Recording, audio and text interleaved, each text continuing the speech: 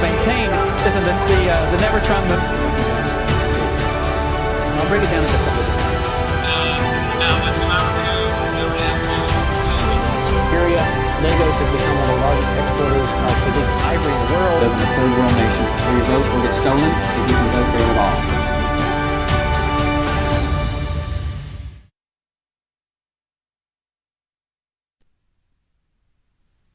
Welcome to Around the World with Dane Waters, and I'm your host, Dane Waters. Okay, so what are we going to talk about? I adamantly refuse to start with the Iran war. We'll come back to that.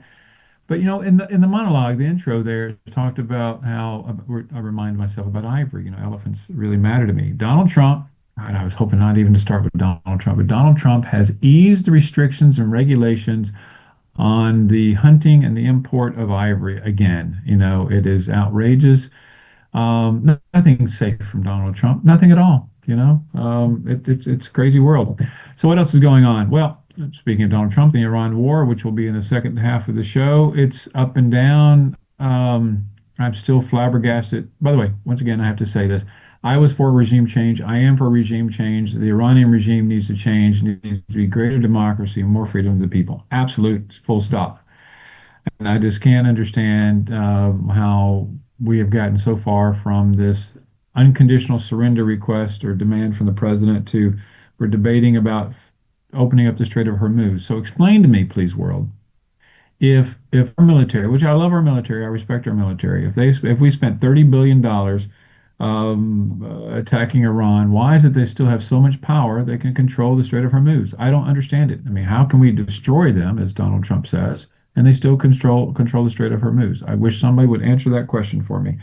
Does that mean that we didn't spend the 30 billion properly, or I don't know. Anyway, there's that. What else is going on around the world? The French Open, which I'm a huge tennis fan. I mean, I'm sure you look at my physique and you realize that I am a great tennis guy. But the reality is, that people are dropping like flies. This is going to be the first French Open.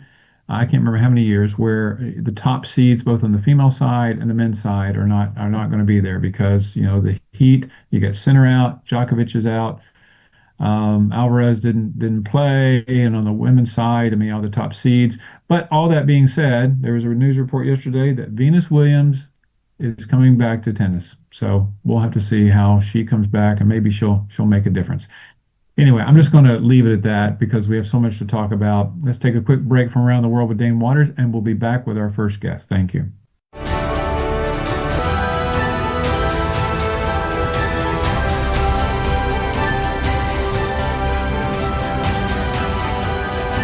What we've always maintained isn't the never Trump move. I'll break it down into a couple of different area. Lagos has become one of the largest exporters of Pacific ivory in the world. Live in a third world nation where your votes will get stolen if you can vote there at all.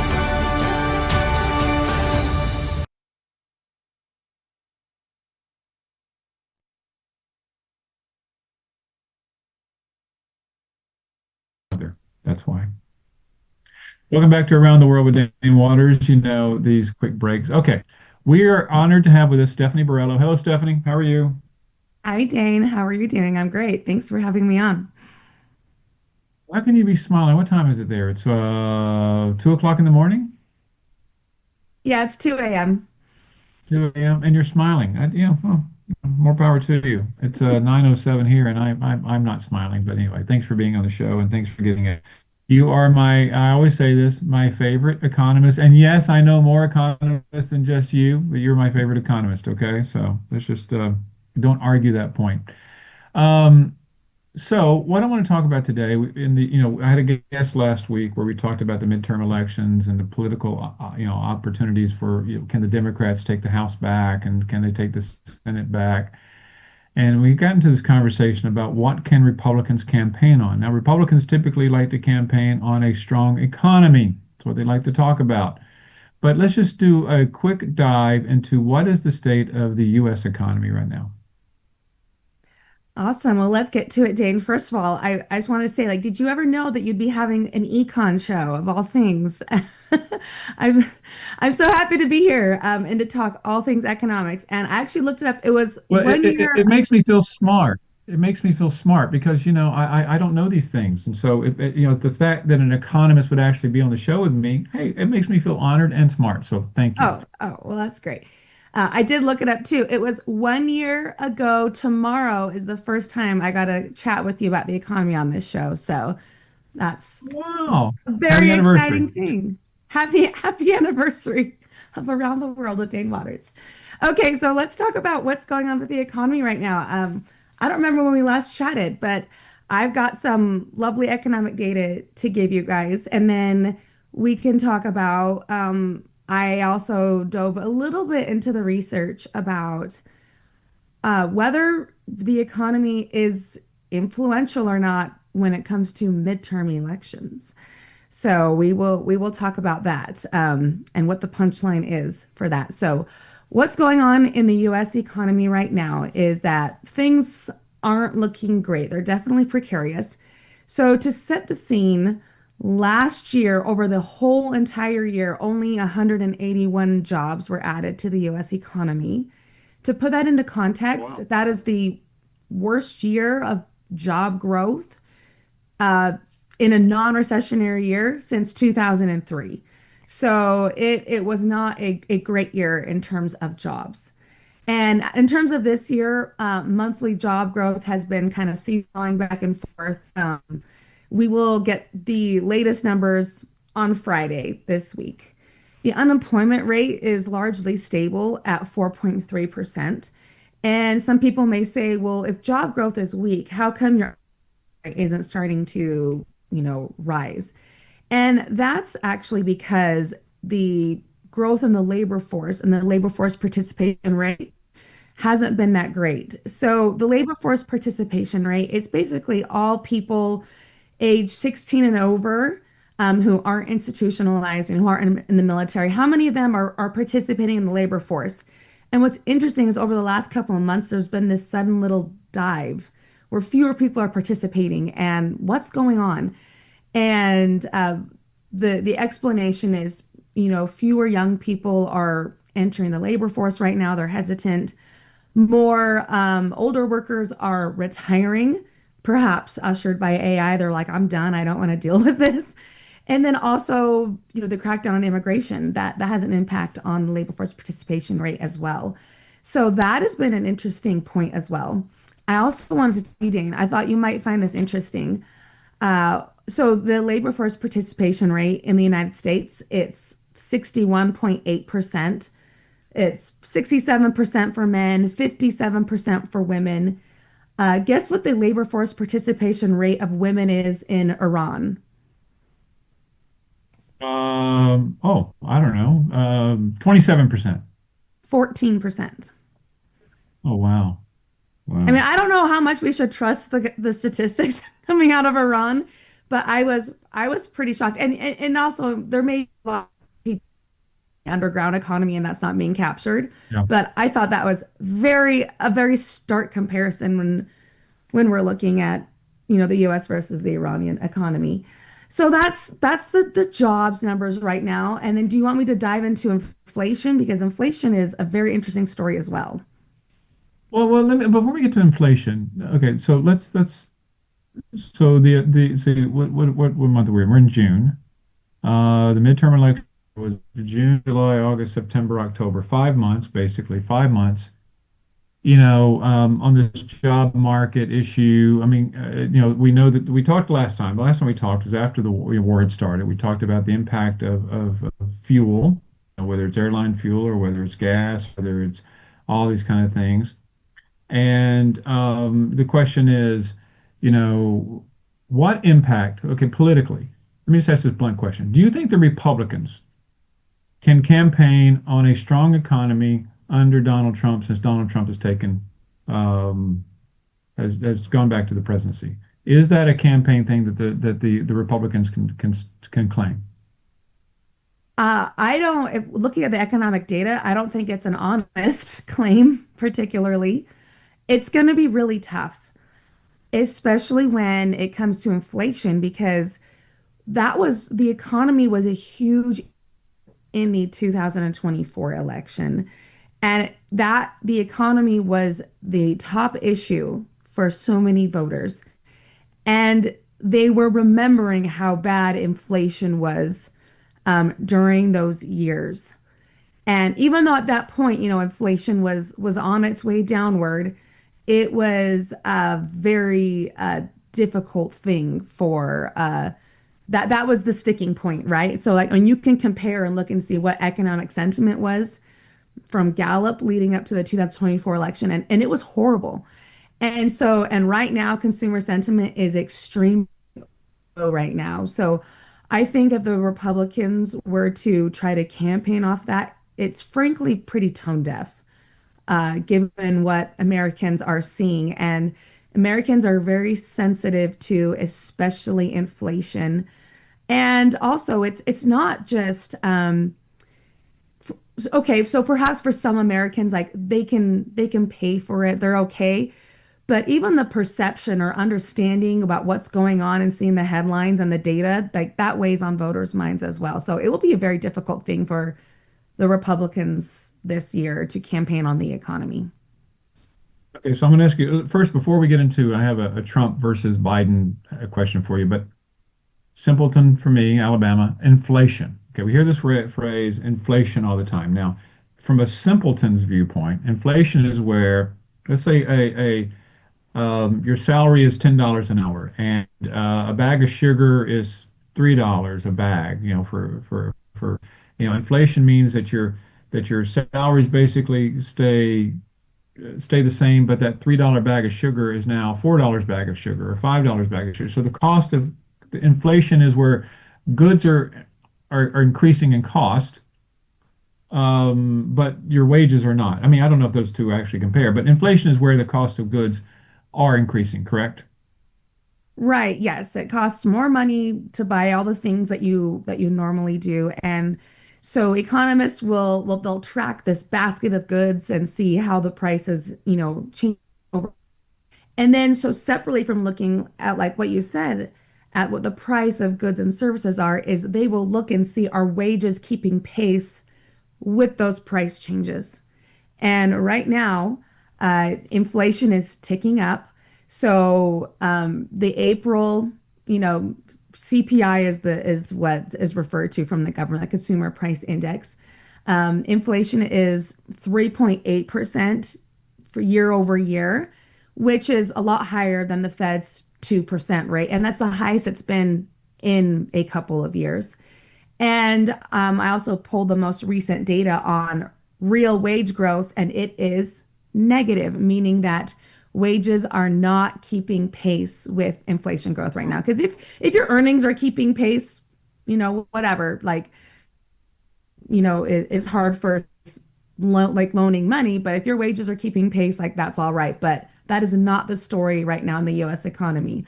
Gasoline is up 28% year over year, fuel oil up 54%, airline fares 21%. Food is ticking up because of, what it takes to transport food, 3.2% year over year, fruits and vegetables 6.1%. I know I've noticed that one at the grocery store. I'm like, what is happening? Why are these Yeah. apples so expensive? And it's all feeding through all of these effects from the war. So the inflation that we're experiencing now, how much of the inflation that we are experiencing can be attributed to the war in Iran? Oh, a lot of it. So yes, the recent increase in inflation is largely due to the increase in energy prices, which are coming from the war in Iran. There is a little bit of heat and inflation from actually AI and that industry taking off. That is putting upward pressure on electricity prices, and it is also putting upward pressure on like computer goods. But that is minor compared to the impact that energy is having on inflation. Okay, so back to the election. So okay, let's say that the war were to end today, which is not. Let's just live in some fantasy world thinking the war is going to end today. In your professional opinion, if if the war ends, Hormuz is opened and these ships are allowed to get out, how long do you think it would take for to see that the impact of the war on inflation to change and those prices start coming down? I think we're at this point where it can't wind down necessarily super quickly. It would be a hangover for, I think, a couple of months in terms of adjustment of prices and damage done to the economy. So the question is, if the war were to end today, could the economy be back to normal by, election day? And I'm not sure about that.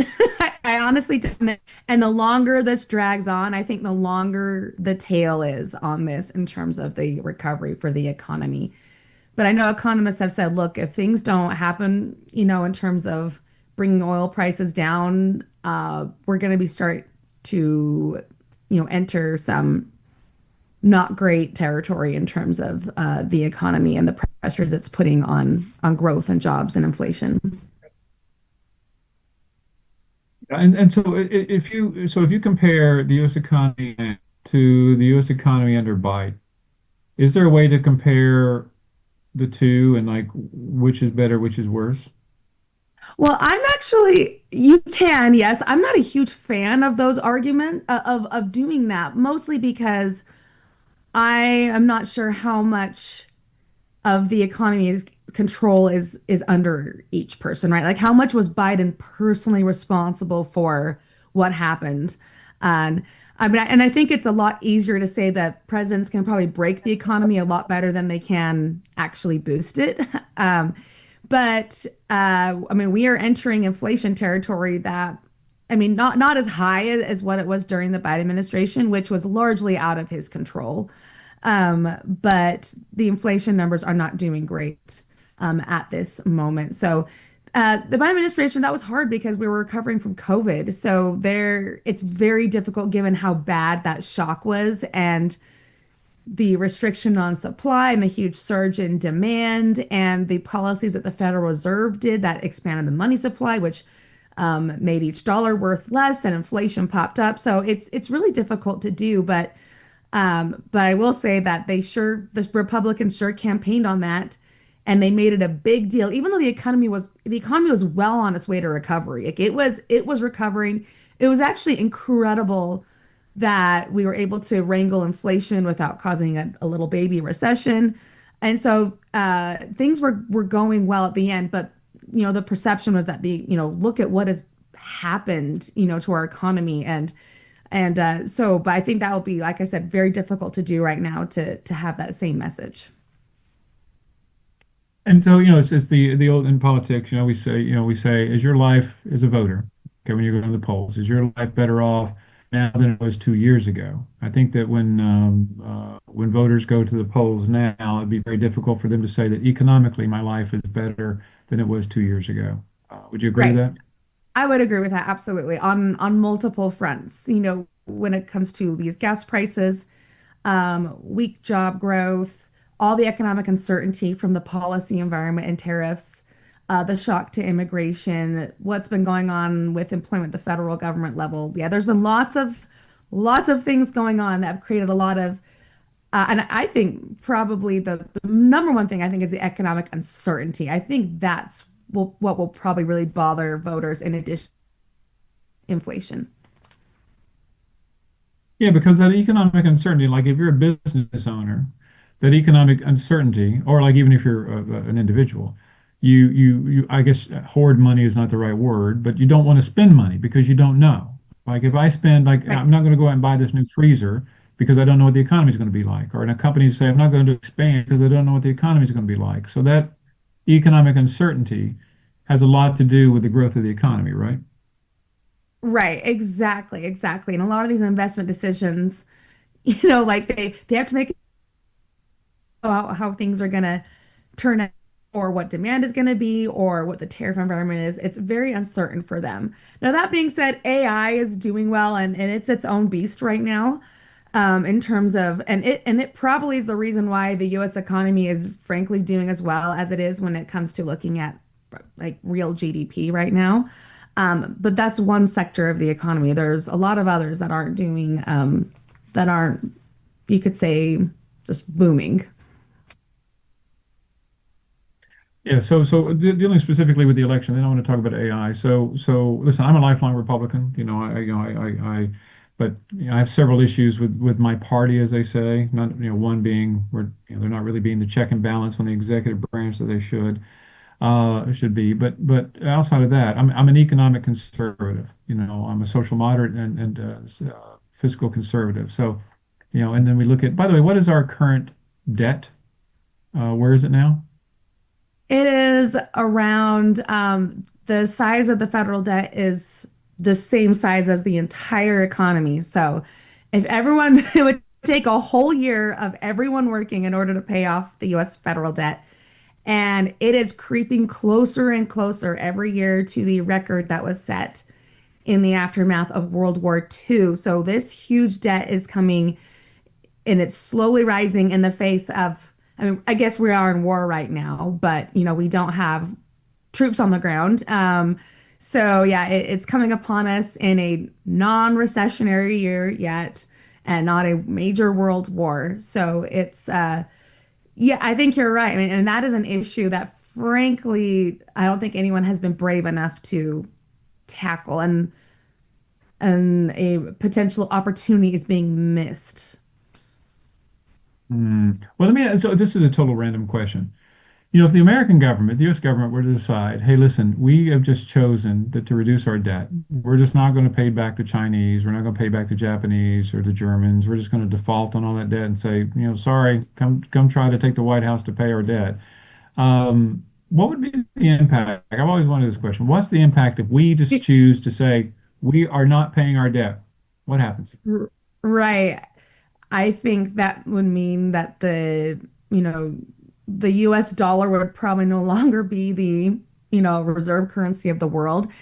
It would mean that our debt going forward would be far more expensive because people would see it as risky. They don't believe they're going to get paid back. So interest rates would rise by a bunch. And yeah, it would not be a great thing. And I think the Trump administration, he like flirted with that idea for a while, and the economists were like, no. And so I haven't heard it. I haven't heard it said lately.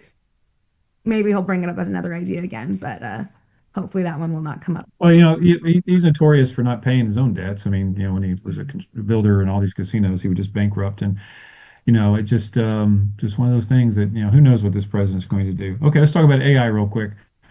I heard that Anthropic is looking for a public offering, maybe the first $1 trillion public offering ever when they go public.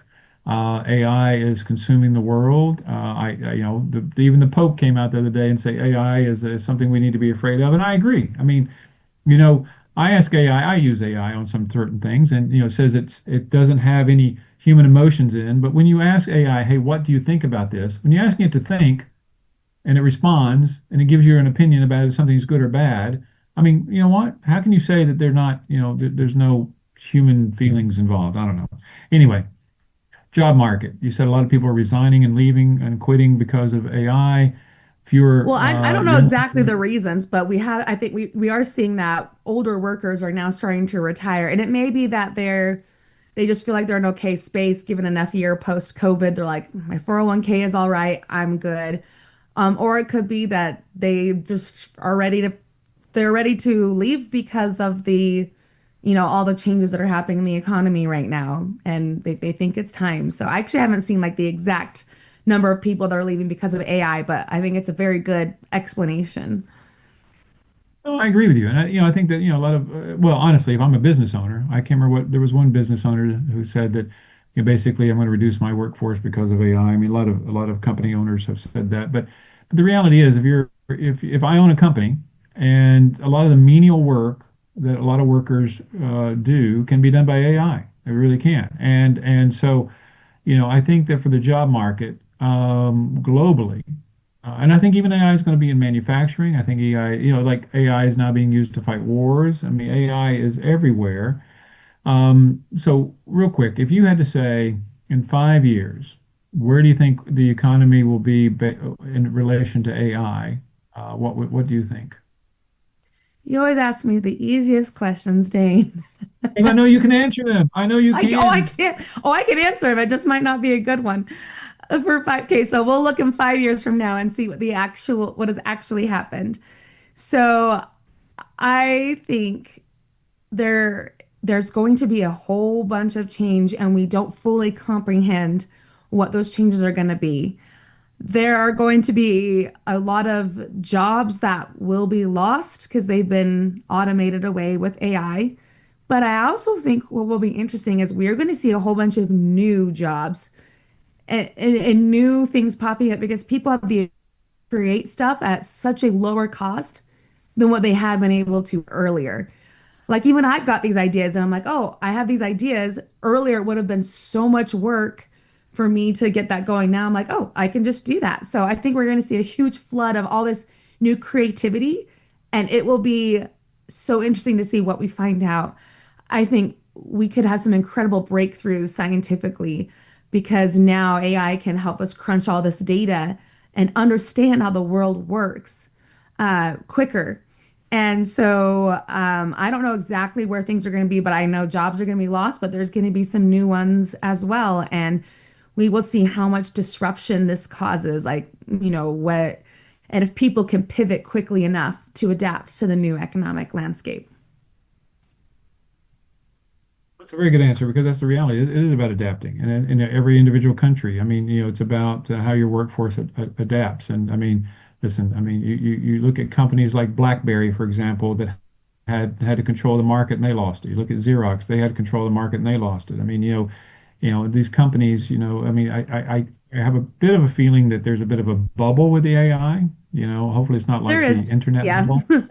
So it's going to burst at some point in time. But yeah, I just but I am concerned that too many people are becoming too dependent upon AI because let's be very clear, AI is not accurate all the time. It's not.